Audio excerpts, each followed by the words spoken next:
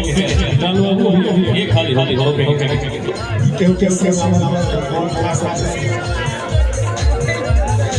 अच्छा वहां गाल पूछो चेक किसी बात अरे अरे अरे इने अरे की बारी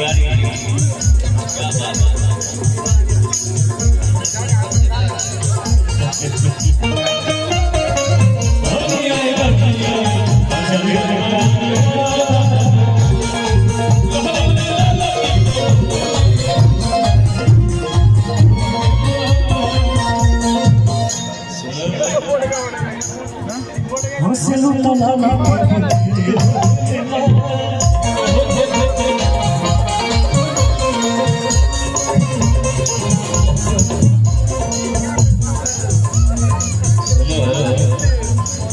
जिंदा जवानी